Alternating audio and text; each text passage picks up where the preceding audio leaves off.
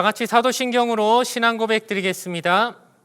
전능하사 천지를 만드신 하나님 아버지를 내가 믿사오며 그 외아들 우리 주 예수 그리스도를 믿사오니 이는 성령으로 잉태하사 동정녀 마리아에게 나시고 본디오 빌라도에게 고난을 받으사 십자가에 못 박혀 죽으시고 장사한 지 사흘 만에 죽은 자 가운데서 다시 살아나시며 하늘에 오르사 전능하신 하나님 우편에 앉아 계시다가 저리로서 산자와 죽은 자를 심판하러 오시리라. 성령을 믿사오며 거룩한 공예와 성도가 서로 교통하는 것과 죄를 사하여 주시는 것과 몸이 다시 사는 것과 영원히 사는 것을 믿사옵나이다. 아멘. 다 같이 찬송가 122장, 통일 찬송가 122장을 하나님께 찬양 드리겠습니다.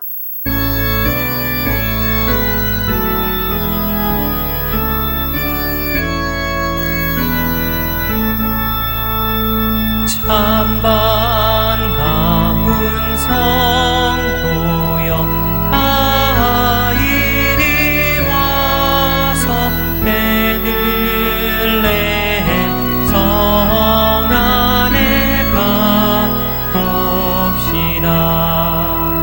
저 구유에 누이신 아기를 보고 엎드려 절하세 엎드려 절하세 엎드려 절하세 구주 나셨네. 저 천사여 찬송을 높이 불러서 이 광활한 천지에 울리어라.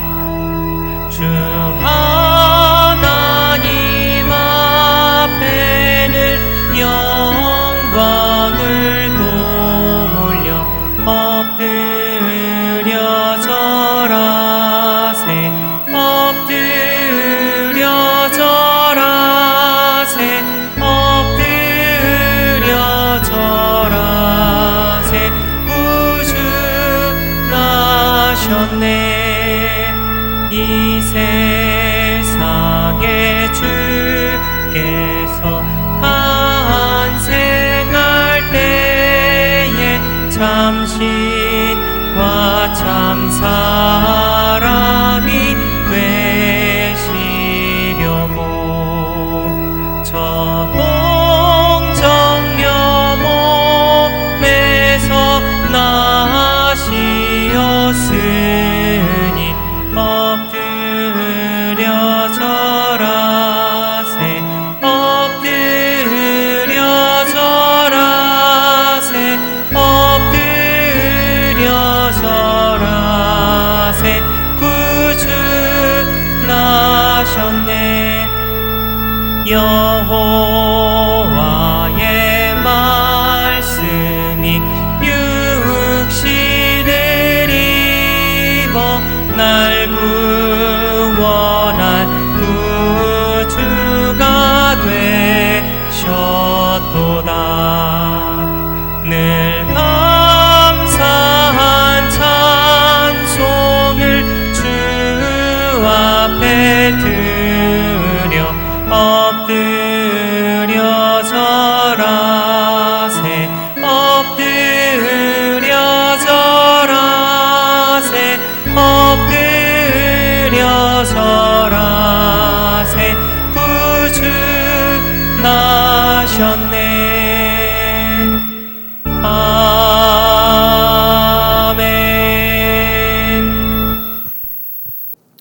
함께 은혜 나눌 하나님의 말씀은 고린도전서 7장 24절 말씀입니다. 고린도전서 7장 24절 말씀입니다. 말씀을 읽어드리겠습니다. 형제들아 너희는 각각 부르심을 받은 그대로 하나님과 함께 거하라. 아멘. 네, 저는 오늘 본문의 말씀 가지고 우리 함께 은혜를 나누기를 원합니다. 어느덧 이제 올해의 마지막 주일을 저희가 함께 맞이하고 있습니다. 정말로 많은 일이 있었고, 정확하게 말씀을 드리자면 많은 일이 있지는 않았지만은 한 가지 일이 정말로 크게 있었던 그런 한 해가 아니었나라는 생각을 개인적으로 하게 됩니다. 올해를 하나로만 이야기하자면 코로나로 잠식된 한 해라고 개인적으로 좀 평가를 하게 되는데, 어쨌든 그럼에도 불구하고 올 한 해를 마무리하는 이 시간을 저와 여러분이 맞이하고 있습니다.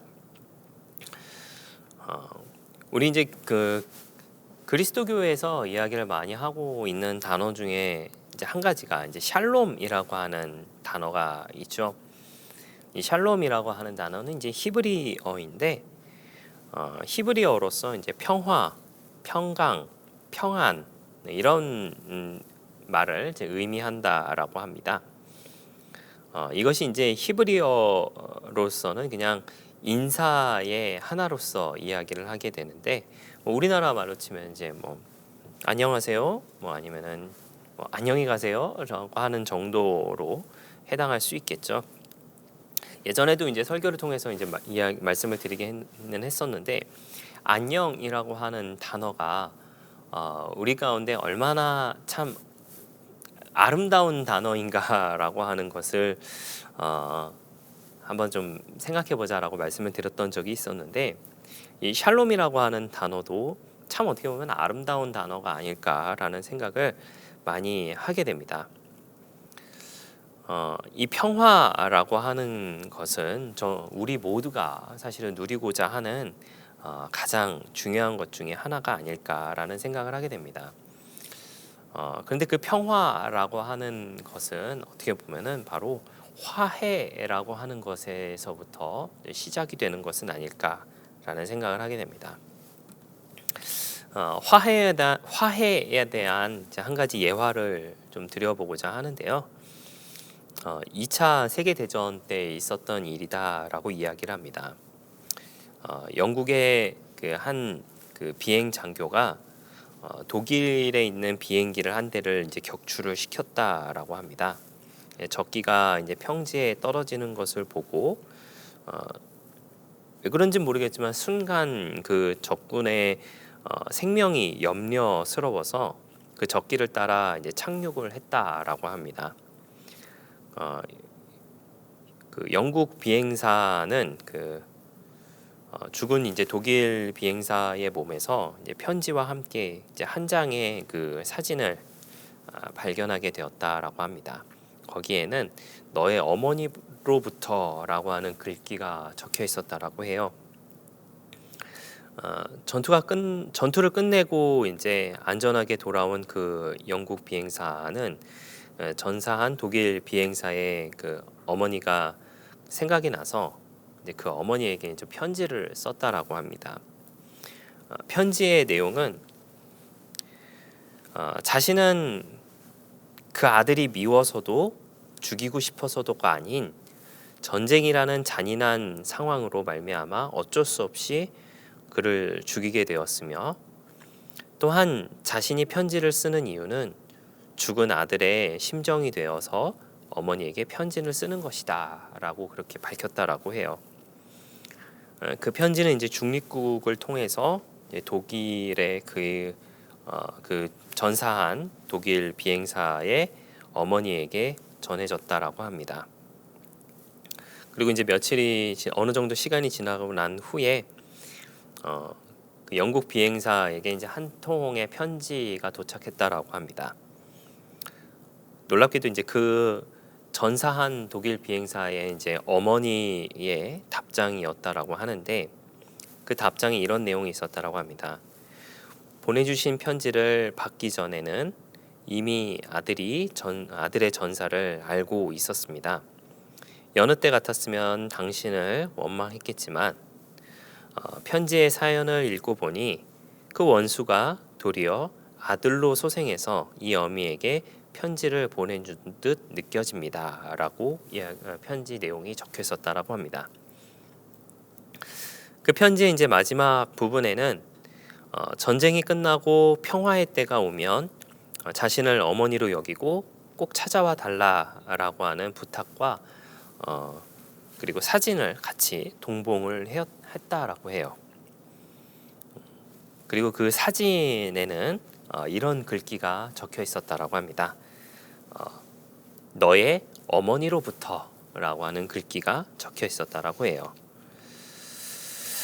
이 전쟁이라고 하는 극박한 상황, 서로 죽고 죽임을 당하는 처참한 그런 전쟁 상황에서도 아름다운 그 인간의 꽃을 피운 아름다운 이야기다라고 많은 사람들이 이야기를 합니다. 그 영국 비행사와 독일 비행사의 어머니가 자신의 입장만 좀 고집하고 서로를 용서하지 못하는 그런 상황이었다라고 한다면 아무런 보상도 받지 못하고 아무런 것도 남지 않는 아주 비참한 상황이 되었을지도 모르겠다라는 생각을 다시금 하게 됩니다. 근데 그것이 너무나도 어렵죠. 용서라고 하는 것, 화해라고 하는 것, 우리가 생각하기에도 너무나도 힘든 것이다라고 하는 것을 잘 알고 있습니다. 그렇게 그것이 또한 잘 안 되는 것 중에 하나는 아닐까라고 생각을 합니다. 예수님의 오심의 목적은 실질적으로 죽음이다라고 하는 것이죠. 예수님께서 이 땅에 오신 목적은 우리를 위하여 죽기 위하여 오셨다라고 하는 겁니다.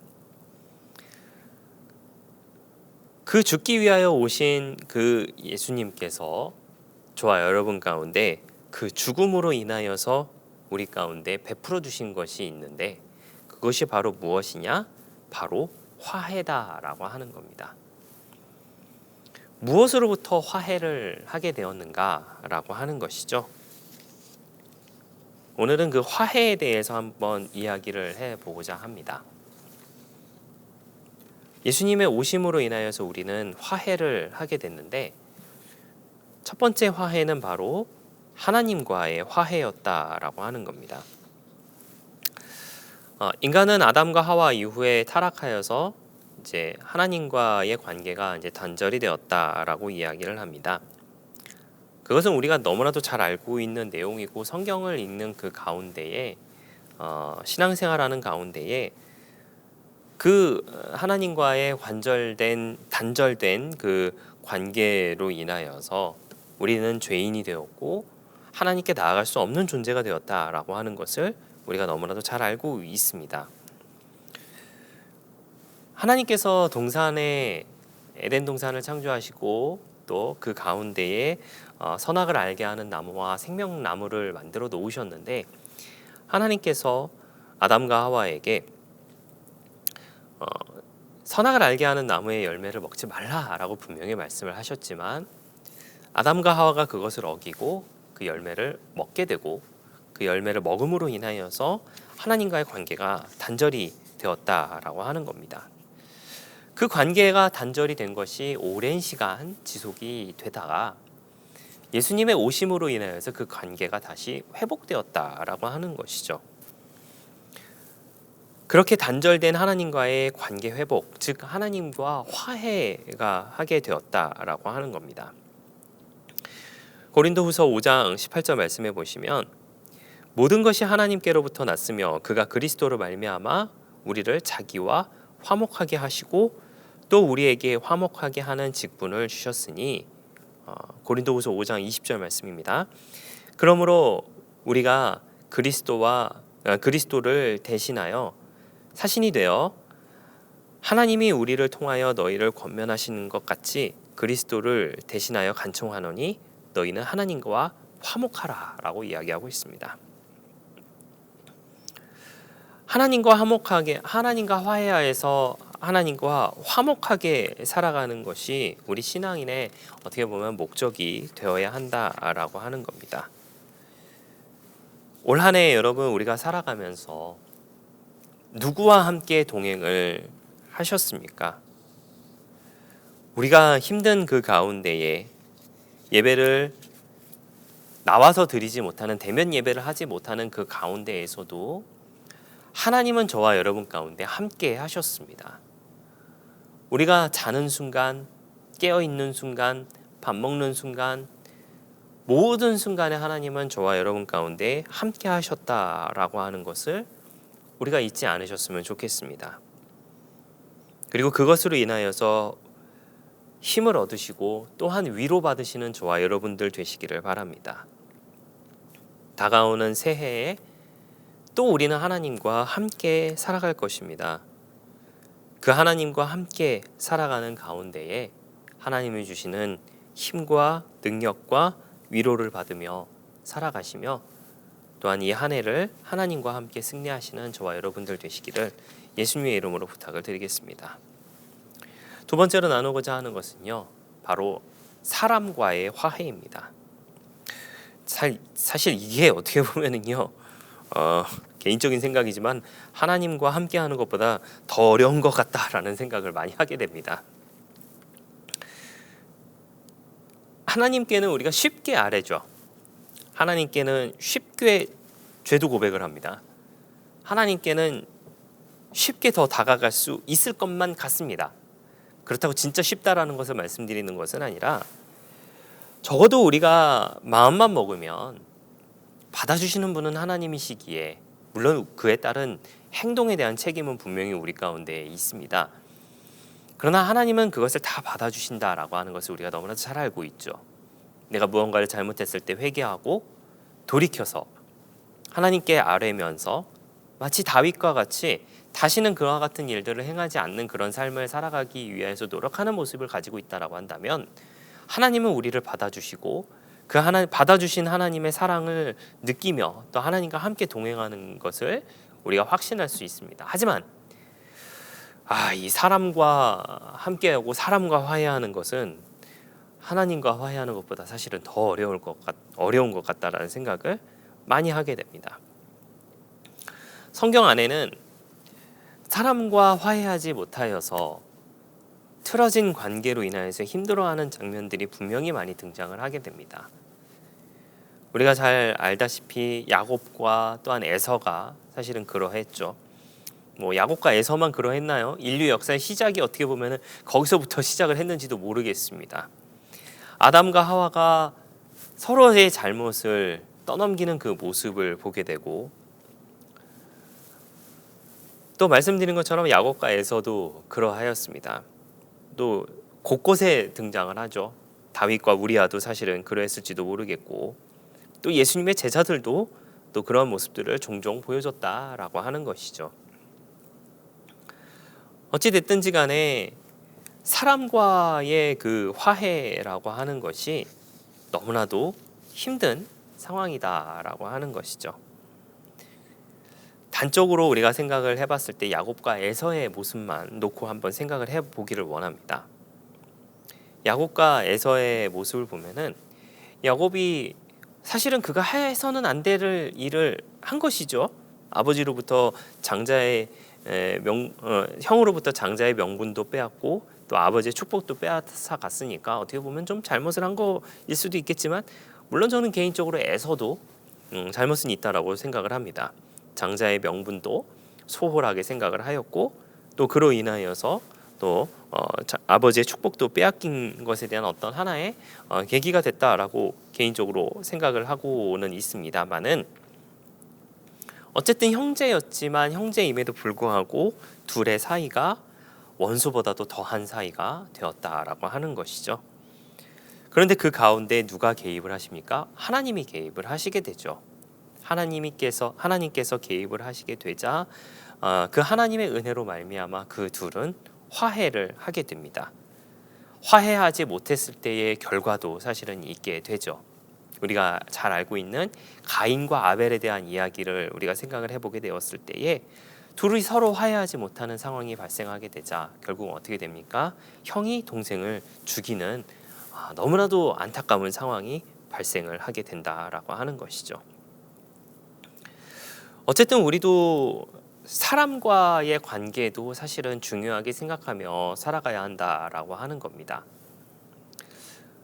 함께 모여서 예배를 드리지 못하고 있기 때문에 요즘 들어서 함께 모여서 예배 드리는 것이 더 얼마나 소중한 것인가라는 것을 한편으로 생각을 하게 되며 또 함께 만나서 다시금 예전과 같은 그런 삶을 살았으면 좋겠다라는 생각을 더 많이 하게 되는 요즘입니다. 그러나 함께하지 못하는 것이 얼마나 슬픈 일이고 또 그로 인하여서 서로의 마음을 더 알지 못하는 것이 더 안타까운 것은 아닐까라는 생각을 요즘에 더 많이 하게 됩니다. 하나님은 우리 가운데 그리스도를 보내주셨고 그 그리스도로 말미암아 먼저 하나님과의 관계 회복을 하시게 하셨으며 그로 인하여서 하나님과 함께 살아갈 수 있는 길을 열어주셨습니다. 그리고 그를 통하여서 또 무엇을 해야 하느냐? 바로 사람과의 관계 회복, 바로 사람과의 화해를 통하여서 또 함께 살아갈 수 있는 그런 모습을 우리 가운데 보여주고 계시다라고 하는 것이죠. 우리 모두의 삶의 모습도 그와 같은 모습이 되어야 할 줄 믿습니다. 한 해가 저물어 가고 있는 이 시점 가운데에 저와 여러분이 과연 사람과의 관계는 어떻게 하고 있는지에 대해서 다시 한번 돌이켜 생각해 보시는 저와 여러분들 되시기를 바랍니다. 물론 함께 은혜를 나누고 있는 저도 그렇게 모범적인 모습은 아니다라는 생각을 다시금 하게 됩니다. 그러나 그럼에도 불구하고 먼저 다가오신 그리스도의 은혜를 우리가 다시 한번 기억하면서 사람과도 함께 나아갈 수 있는 저와 여러분들 되시기를 부탁을 드리겠습니다. 여러분은 어떠신지 모르겠지만은요, 저는 그 영화를 아주 좋아합니다. 올해는 진짜 영화가 많이 개봉을 하지 못하였죠. 근데 대다수의 그 영화를 보게 된다라고 한다면 거의 대부분의 영화가 그 권선징악에 대한 내용이 사실은 많이 있죠. 그리고 이제 요즘에는 이제 영웅들이 등장을 하는 이제 그 영웅에 대한 영화들이 이제 많이 등장을 하게 되는데 이제 그런 뭐 약간의 이제 개인의 생각 차일 수도 있겠지만은요. 이제 그런 것들을 보면서 저기 끝에 있는 저 쫄병들은 저기에 과연 진짜 참가를 하고 싶었을까라는 생각도 이제 가끔은 좀 하게는 됩니다. 참 아이러니하게도 그 쫄병들은 또 영화의 장면에서 굉장히 쓸쓸히 사라져가는 그런 모습들을 물론 실제는 아니지만은 그런 모습들을 보면서 참 감정이입을 안 해도 되는 감정이입을 이제 살짝 좀 하게 되는데 올해는 정말 영웅들이 많았던 한 해였던 것 같습니다. 나라적으로 생각을 해보게 된다면 정말로 영웅들이 많았던 한 해라고 생각을 합니다. 물론 각자가 생각하시는 영웅들이 다르시리라 생각을 하겠지만은 어쨌든 그 영웅들로 인하여서 우리가 지금도 있는 것이고 또 이 나라에 대한 것들도 또 잘 꺼내 나가고 있는 것은 아닌가라는 생각을 개인적으로 하게 됩니다. 말씀드린 것처럼 누구나 여러분께서 생각하시는 영웅이 다르실 수는 있겠지만은 저도 제가 생각하는 영웅들이 있기에 그 영웅들로 인하여서 지금도 잘 꺼내 나가고 있는 것은 아닌가라는 생각을 다시금 하게 됩니다. 올해는 코로나로 인하여서 정말 모든 것이 멈춰버린 그런 한 해가 되었습니다. 먼 훗날 역사가 어떻게 기록을 할지는 모르겠지만은 올 한 해를 가리켜서 최악이라면 최악인 한 해로 기록이 될 수도 있고 또 최선이라면 최선인 한 해가 될 수도 있고 아니면 최고이면 최고인 한 해가 될 수도 있겠다라는 생각을 많이 하게 됩니다. 우리의 신앙생활의 모습도 마찬가지다라고 생각을 하게 됩니다. 우리가 최악이라고 생각하면 최악의 신앙생활을 했던 한 해가 될 수도 있겠지만 최선의 신앙생활이었다라고 한다면 최선의 신앙생활이 될 수도 있습니다. 또한 최고의 신앙생활이었다라고 생각하면 분명히 최고의 신앙생활일 수도 있습니다. 하지만 그것에 대해서 중요한 것은 다른 것 다 제껴놓고 최악인지 최선인지 최고인지를 다 제껴놓고 분명히 우리 가운데 있어야 하는 것은 무엇이냐? 바로 하나님과 함께하고 또한 사람과 함께 해야만 하는 한 해였다. 그리고 다가오는 한 해도 하나님과 함께하며 또한 사람들과 함께하는 한 해가 되어야 한다라고 하는 것입니다. 이제 새해가 얼마 남지 않았습니다. 얼마 남지 않은 이 시간 가운데에 우리 모두가 하나님과 함께하며 또한 사람과 함께하며 그 가운데 하나님의 복을 누리며 살아가는 귀한 한 해가 되시기를 예수님의 이름으로 부탁을 드리겠습니다. 기도하겠습니다. 좋으신 아버지 하나님 감사합니다. 저희를 주님의 자녀 삼아주시고 함께 예배드리게 하시니 너무나도 감사를 드립니다. 올 한 해가 얼마 남지 않았습니다. 얼마 남지 않은 이 한 해 가운데 하나님과 함께하지 못하였다면 하나님과 함께하게 하여 주시고 또한 사람과 함께하지 못했다면 사람과 함께하는 우리 모두의 모습이 되게 하여 주시옵소서. 그리고 다가오는 한 해는 더 하나님과 함께하게 하여 주시고 더 사람과 함께하는 우리 모두의 넉넉한 모습 되게 하여 주시옵소서. 감사를 드리며 예수님의 이름으로 기도하였습니다. 아멘. 교회 소식을 말씀드리겠습니다. 코로나19로 인한 국내외 혼란이 속히 잠잠해지도록 함께 기도해 주시기 바랍니다. 코로나19 예방을 위한 예배 변동 사항입니다. 거리두기 단계의 격상에 따라 당분간 주일 예배는 영상 예배로만 진행될 예정이며 교회 내 모임이 가능해질 때 미리 알려드리겠습니다. 코로나 확산 방지를 위해 타교의 예배 참석을 삼가 주시기 바랍니다. 5인 이상 모임 금지 정책에 따라 교회 구성원 간의 모든 소모임을 철저히 금해 주시기 바랍니다. 구제 헌금으로 들어온 총 488만 5천 원 중 미자립교회 2개, 선교사 후원 3명, 어려운 성도 7가정, 구리사회복지관을 통해 3가정을 지원했습니다. 온라인 송구 영신 예배가 2020년 12월 31일 밤 11시 50분에 있습니다. 2021년 신년 기도회는 1월 4일부터 8일까지 영상 새벽 기도회로 드립니다. 원하시는 분은 교구장에게 신청해 주시기 바랍니다. 연말 정산을 원하시는 분은 각 교구장과 교회로 연락 주시기 바랍니다. 잘 입지 않는 겨울용 외투, 방한복 기증을 받습니다. 교회로 보내주시면 필요한 분들에게 드릴 예정입니다. 낡거나 헤어지지 않은 깨끗한 상태의 옷으로 기증해 주시기 바랍니다. 온라인 헌금을 희망하시는 분은 아래의 계좌로 보내주시고 헌금을 보내실 때 성명, 교구, 헌금 목적을 기재해 주시기 바랍니다.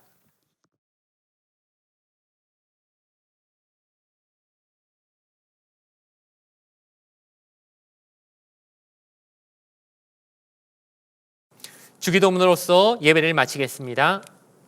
하늘에 계신 우리 아버지여, 이름이 거룩히 여김을 받으시오며 나라가 임하시오며 뜻이 하늘에서 이루어진 것 같이 땅에서도 이루어지이다. 오늘 우리에게 일용할 양식을 주시옵고 우리가 우리에게 죄 지은 자를 사하여 준 것 같이 우리 죄를 사하여 주시옵고 우리를 시험에 들게 하지 마시옵고 다만 악에서 구하시옵소서. 나라와 권세와 영광이 아버지께 영원히 있사옵나이다. 아멘.